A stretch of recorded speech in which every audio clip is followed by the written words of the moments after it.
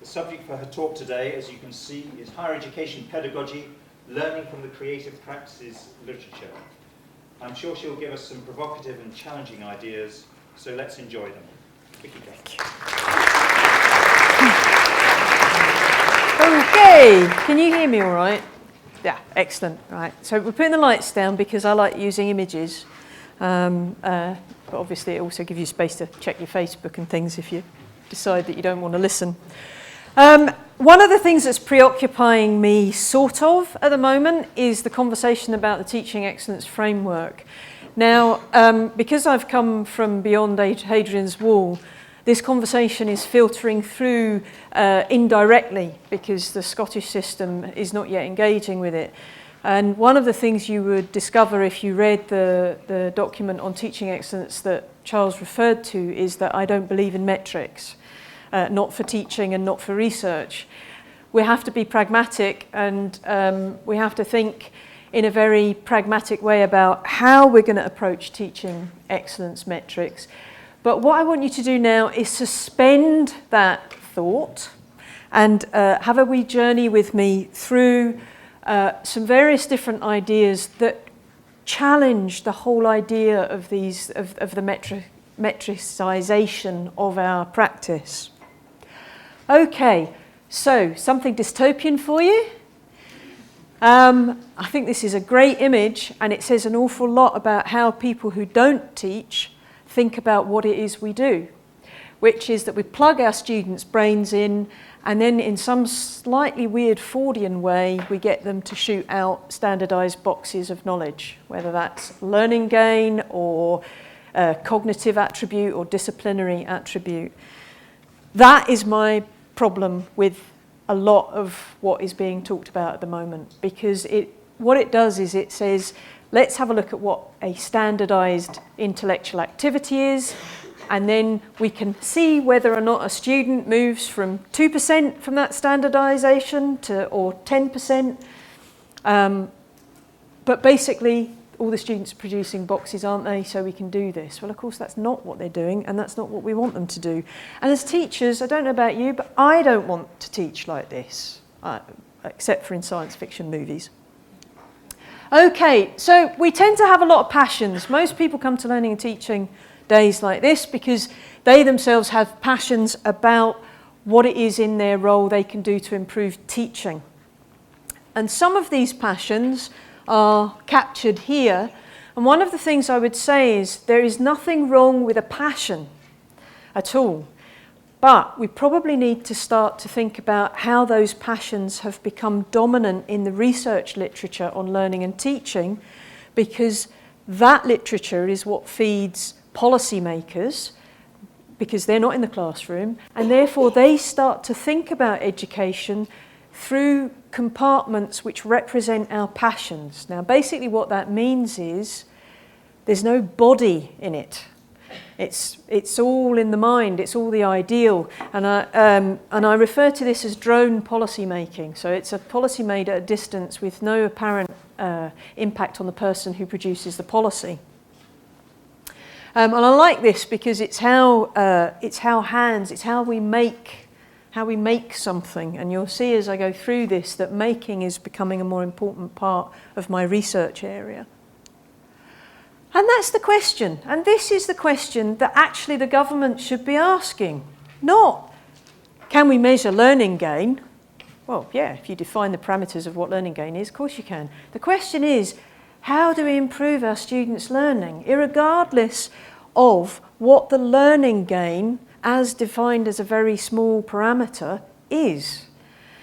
Because I was thinking about this outside. I was watching Twitter while with the speeches this morning, and I was thinking, your VC's right, you're going to have to engage in this conversation, but how do we get folk to hear that satisfaction is actually not even a proxy for learning gain?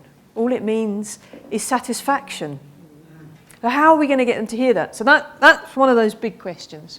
Okay, so because most of us know that if you're going to change learning and teaching, you need to have research behind you to make some of those decisions, we've tended to go into two main disciplines, plus what I call the disembodied phenomenology, which is phenomenographic research. Now, basically what this means is we look at social psychology, and from that we extract principles of learning which have sometimes been developed with one gender, sometimes developed with an age group that isn't commensurate with our age group, sometimes developed in an environment that doesn't exist anymore, and yet we're using that and we're taking a fragment of what learning is and how learning is done and projecting it into the universal space.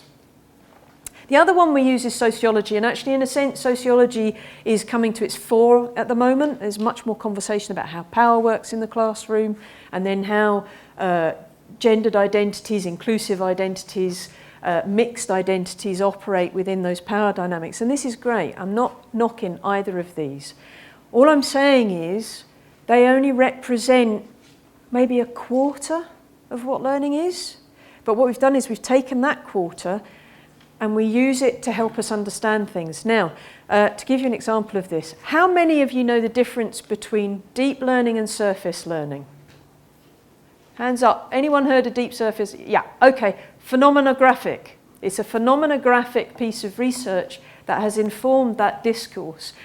Now, you know about it, but actually what you probably don't know is that it takes a method that actually was very robust and embodied and looks at just a couple of things. What it does is it tells us what students do. It doesn't tell us why they do it that way or how they do it that way. So actually what we've done is we've filled the space of the how and the why with guessing.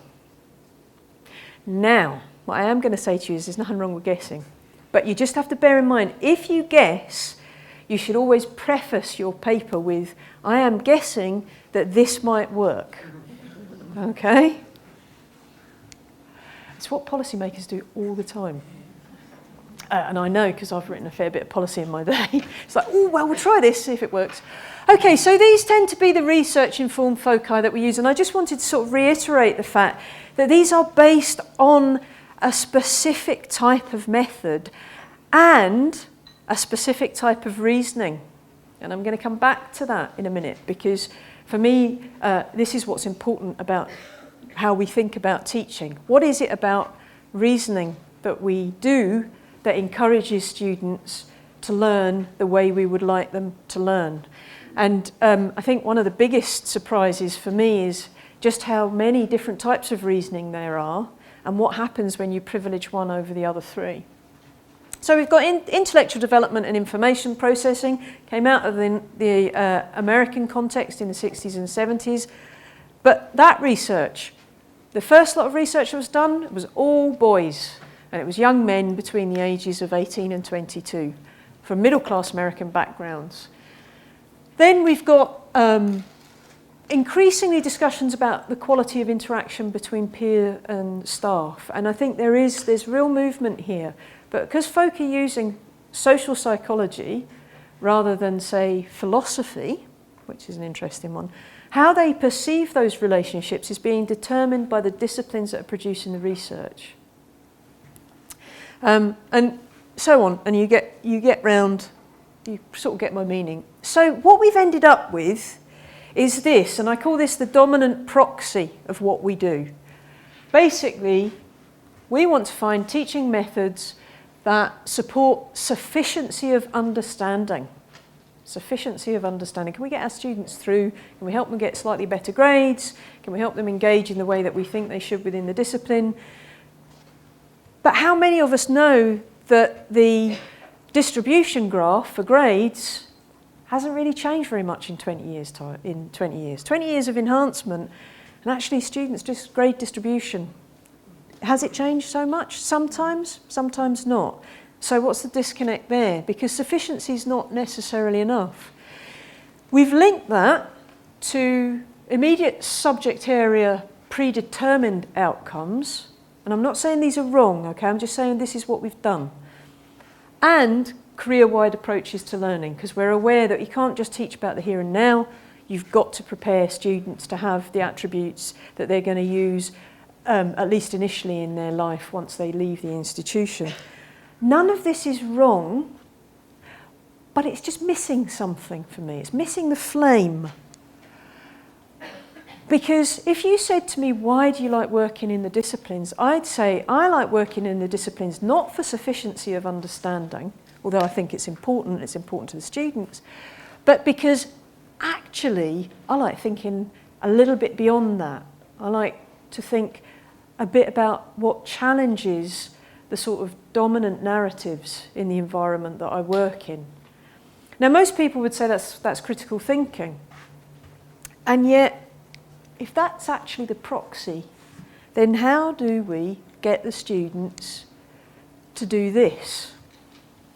And that's the question that I'm looking at the moment, because actually the indicators for life after university are that being able to be creative and, where necessary, original might help our students more than anything else, even if that creativity and that originality says to them, actually, we do not want to play this game, we're going off to play a different game.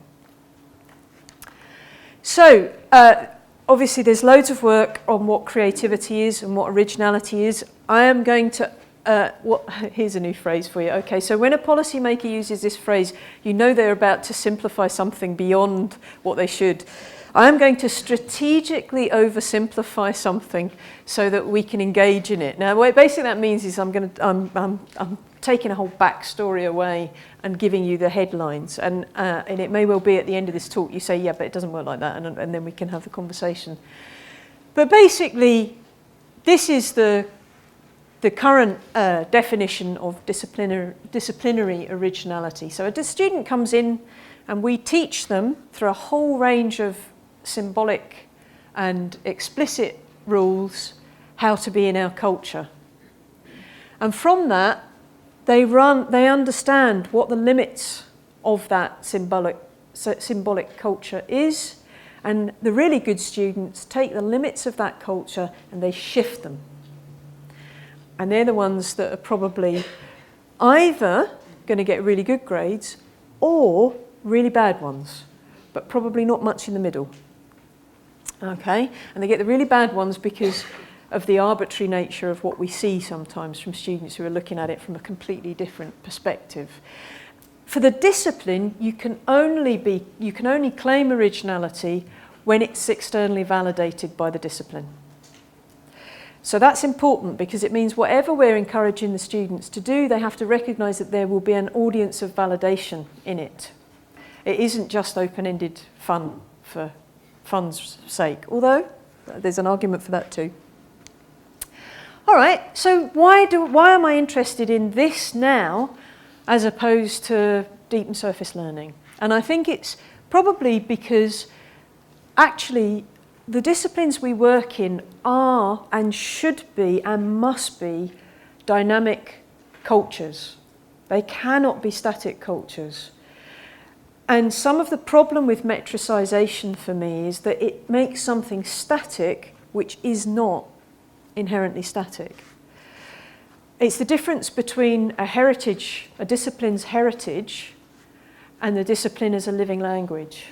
Okay, so we've got to be quite careful that we don't allow the external pressures to measure our success, that they don't become the thing that turn us into a heritage industry. So the first thing is it's an excitatory charge. You want creativity and originality, both from yourself but also from your students, because it's quite exciting and energising. And when you meet it, you think, yeah, we can do things. So it's also probably the basis of a degree of agency on your students' part and on yours. But how do you do that as a teacher? Well, you know that students like it because in the NSS, in the comments, they will say this person was inspiring.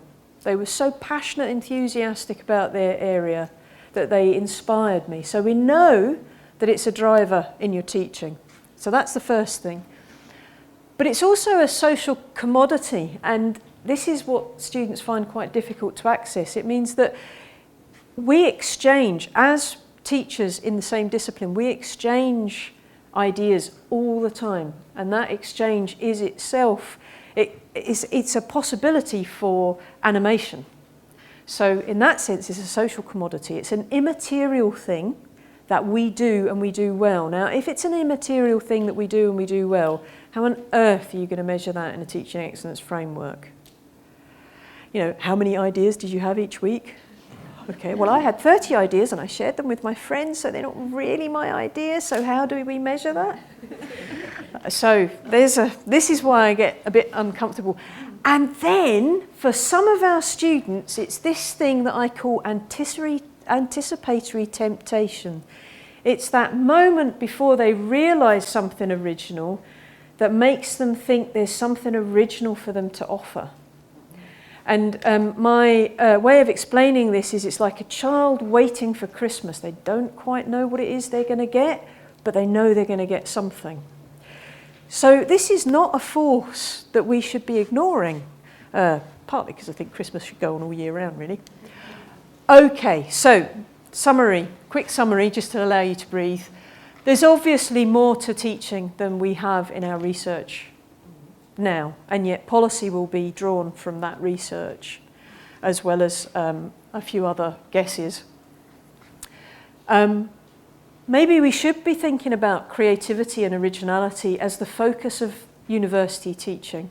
Maybe we should remind the folk who are keen on measuring us that higher education is not school education, and that higher education is disruptive, not compliant.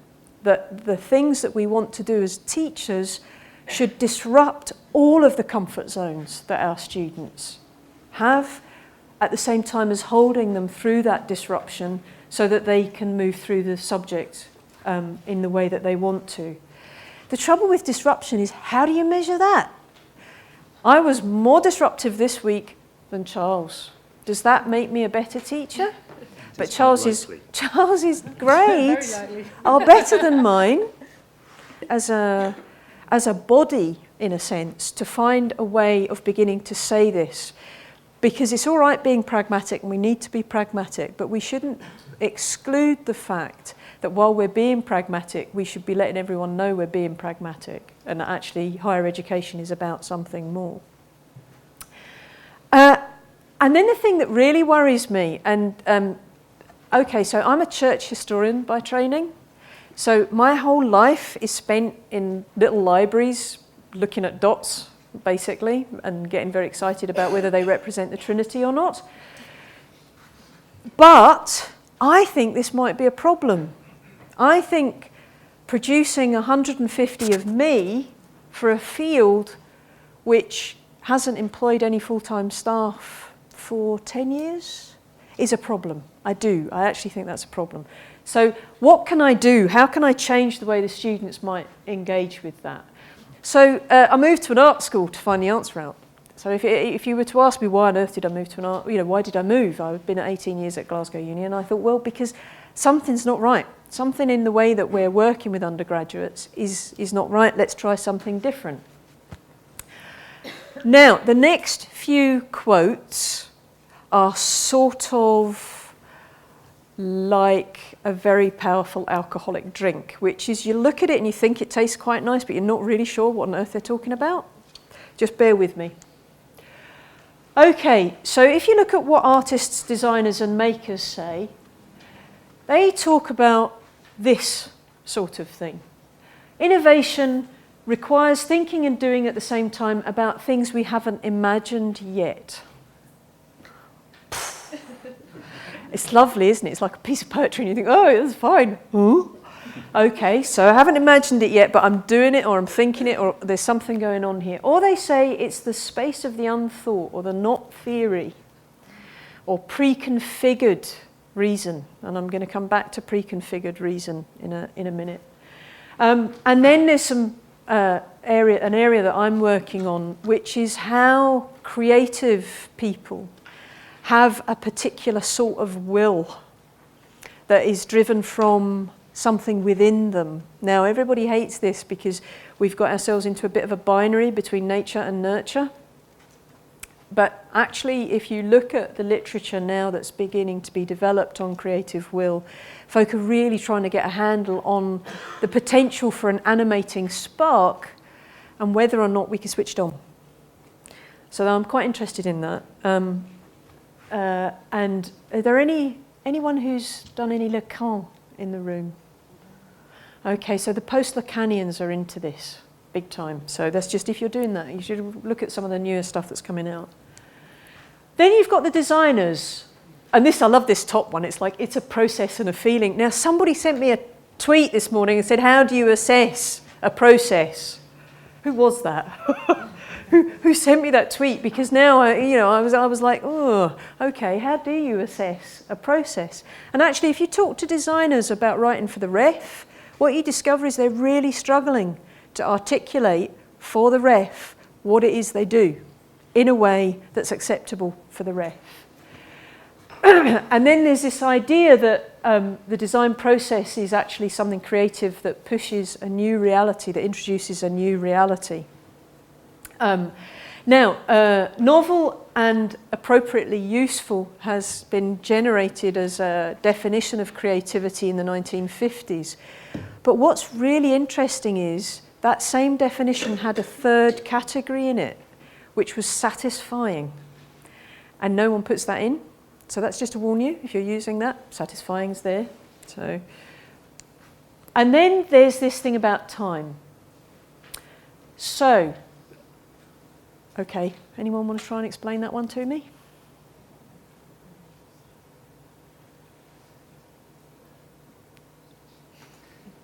It's great, isn't it? It's fab. I looked at that for hours and hours and hours.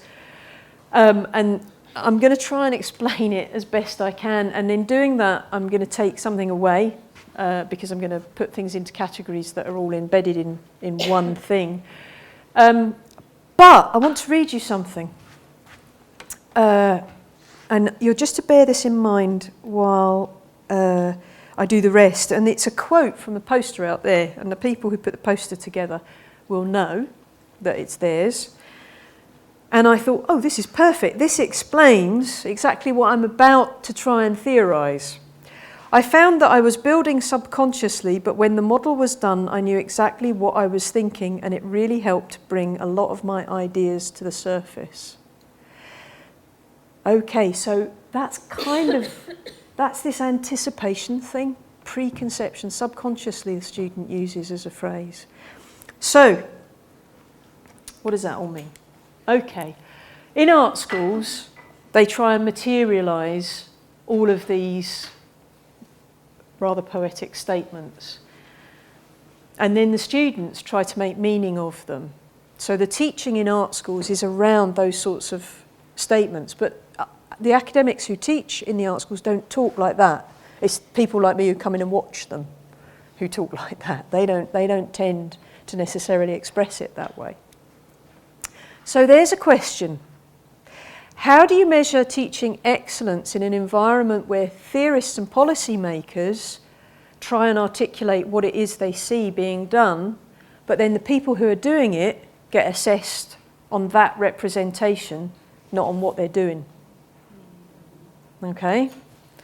You're going to be like, we don't want the teaching excellence framework by the end of this. All right, okay, so I said to you I thought something was missing in the university that I was working in, and I realised that it was something to do with this diagram. Now, this is what I've been working on for the art school. I've got to write the learning and teaching strategy, so there you go, there's a policy for you if ever you saw one. And I thought, well, what is it that I think they're doing? And what I realised as I was watching, because I got asked to be placed on the edge of a studio, there was that something quite unique was going on that wasn't really about the thinking that I'm used to measuring, but was about how the students making, doing and thinking either came out of a state of being or was affecting a state of being that was then affecting how they interacted with each other. Now, you can challenge any of that at any stage, okay? So as I said, being a little bit strategic, high level. So what does that mean about a studio-based environment? And studio is sometimes defined as a place but it's also described as a way of doing something both in that place and outside of that place. So it's a big thing. And what you see are these three realms: reasoning, which is logic; sensing, and for me that's aesthetics; and affect. And you try and find solid research on the aesthetics of higher education, learning and teaching, you'll be hard pushed to. And then playing and connecting, which is something to do with method. Okay, so reasoning. Now I think this might be the bit, because Charles sent me a message saying, interesting slides, might need a little bit of unpicking. So, now on this side of the slide, we've got the sort of reasoning upon which most of our research has been based and most of our metrics have been developed. So that's induction, so basically using an object or a piece of evidence to try and come up with an idea or codify a frame of reference. And if any of you have done qualitative research, that's what you're doing. Mostly you're working at in an inductive way. And out of that induction, some of you might move towards deduction, which is this working from a general principle. And the interesting thing about this is that they shouldn't really be separated because they kind of flick back and forth all the time. And these are actually mainly what we assess in broader disciplines. But there are two other bits of reasoning that operate within an ecology of activity. And these are the ones that are really beginning to interest me. They're the prediscursive practices, and these tend to relate to artists making without thinking about it. And then, was it someone saying, making immanent to experience? So before you've actually made sense of it, you're doing something. And the people who have the Play-Doh, that's why I got quite excited when I saw the Play-Doh, because the students in the studio that I work alongside had a massive piece of Play-Doh. It was about the size of 3 wheelie bins, and they just put it all together and started kneading it. It was really quite something. I was like, I don't know what they're learning, but anyway, we'll go with it. Except they made it with real dough, so it wasn't Play-Doh, it was bread dough. And then being students, and again, how do you measure this? They decided they didn't know where to throw it out, so they put it in a little courtyard in the back. And this blob started to grow. It's just like, and you start thinking, yeah, I wonder what they've learned. Well, they might have learned if you hide things in the courtyard, nobody notices. I don't know. So, but then there's speculative pragmatism. Now, actually, there's a whole American philosophical school of pragmatism that's over 100 years old. But what interests me about this is that simplistically it's reasoned guessing. So it's not arbitrary, because deliberate links are made between things that seem to be unlinked or irrelevant to each other. Now the interesting thing about that bit is that I think that may actually be where originality in the disciplines is generated. Not so much in inductive and deductive, but actually at this stage, where a student gets a gut response to something missing or not being right and starts to guess how it might be put right. To encourage students to guess requires them to fail. That's what it does.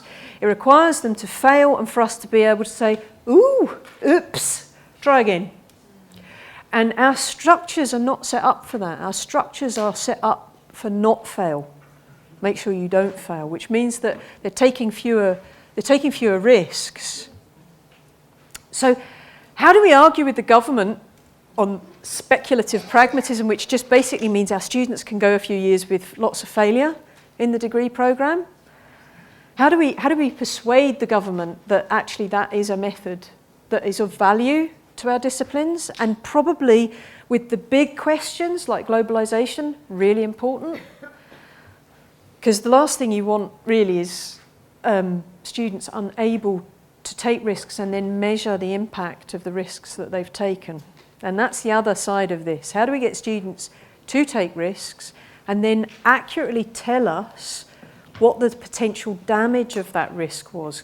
Because one of the things I find with high achieving students is they're not always risk takers because they're busy trying to avoid being seen publicly as something else or in writing as something else.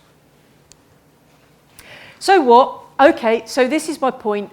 Actually, what we want is we want a little bit more activity through our teaching that encourages the slightly less obvious type of reasoning. And to get there, we might have to unpick all sorts of things. And this is, you know, I mean, it's an interesting one because you could say to me, all right, but when? When do we do it? Do we do this in first year or do we wait until fourth year? When actually the students are maybe more mature in the discipline and therefore more able in the discipline. And I think, again, that's a huge question that probably depends on the type of student. Feeling like that yet? Bless you. Thank you. I can tell you the notes for this are even longer because abductive reasoning has this philosophical, like I said, it's got a philosophical history of 100 years and everyone's claiming it. But how many of you are aware of the phrase design thinking? Okay. Well, design thinking is a partial abstraction from studio-based design learning. And I say partial abstraction because it's only one bit of it. It's actually not the making and the enforced connecting bit. So you have to be quite careful with design thinking. Okay. Now, this is a problem for me with constructive alignment and phenomenography. They both start from the inductive method of reasoning. The method that we use is partial, so the evidence that we get is particular. And yet we then universalize from the particular to try and make sense of what's going on so that we can teach better. Actually, that might not work. Okay, so that's the first question.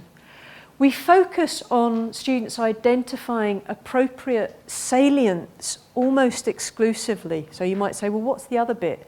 The other bit is the incidental information and how incidental information informs a shift in the discipline. So they learn to play the game, which is to identify the things that we think are important in the discipline, but do they also learn to say, just because you don't think that bit's important doesn't mean it's not important? And where this plays out the most is with the equalities and diversity issues.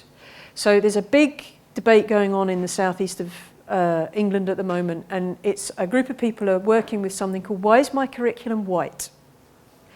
And one of the questions that they are asking is, why is salient knowledge white and black knowledge incidental to the content of their curriculum?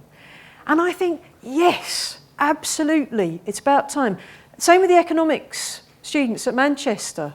Why is it salient to learn one sort of economics and ignore another sort of economics, when ethically the other sort of economics is trying to explain the mess we've got ourselves into? So what we consider to be incidental is sometimes the location of agency, and it's also sometimes a shift in the discipline. So actually what we need to teach students is not just about salience, it's about what if you hit an incidental that you actually think might be more important than I think? How would you assert that incidental as salient? Because that's a slightly bigger thing, and that again requires the students to guess in the first instance, because they won't know, they won't have that structure to know. And then it doesn't really tell us about fostering creativity, and if you read the phenomenographic stuff, it's great, but it doesn't teach you. All it says, it implies that students who are deep learners are more likely to do better within the discipline. That is not the same as being creative or original within the discipline. Then there's aesthetics and affect, and again, this is missing. It's like, how did we manage this? The people who are beginning to bring this in to the conversation are actually the folk who look at simulation. Because simulation is a way of creating and representing something that draws on our aesthetics, our appreciation and judgment of that appreciation. And again, turns out that's not ideologically neutral. So why are we not engaging with this? And these are some of the questions I'm going to leave you with to think about, because actually the research on this at the moment is very slight in higher education. What leans us away or towards objects of study, and how does that relate to what we discern and feel, and from that teach? So how does aesthetic and affect change what we study and then change how we teach?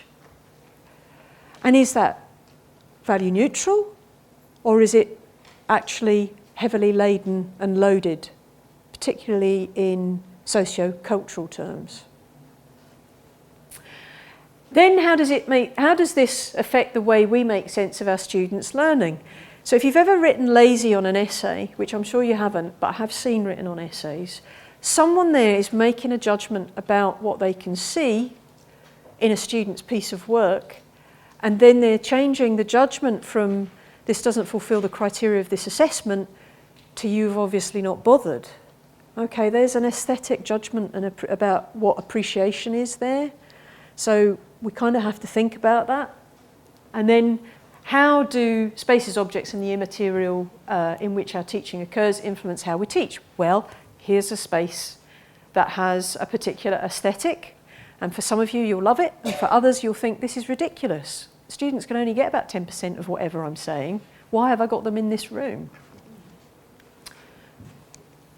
And then playing, experimenting, and connecting. For me, they're the genesis points, and I don't know how we build this into the curriculum with the time that we've got. Because increasingly, we're having to evaluate students in other ways that actually takes away that time.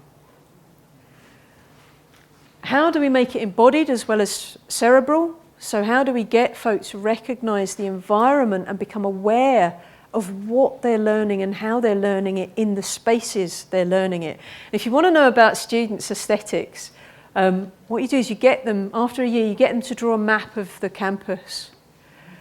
And they miss out swathes. In fact, do it yourself and find out what you know about this place and what you don't. So because I'm a visitor, my map would have the gardens, but because I'm a historian, it would have it as a cemetery. So my aesthetic for place is different.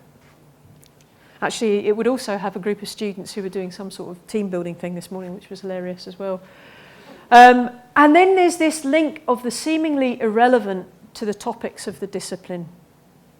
So it's not always what's relevant that is going to change the discipline. Sometimes it's something that comes right out of left field and you think, ah. All right, so what does it mean pragmatically?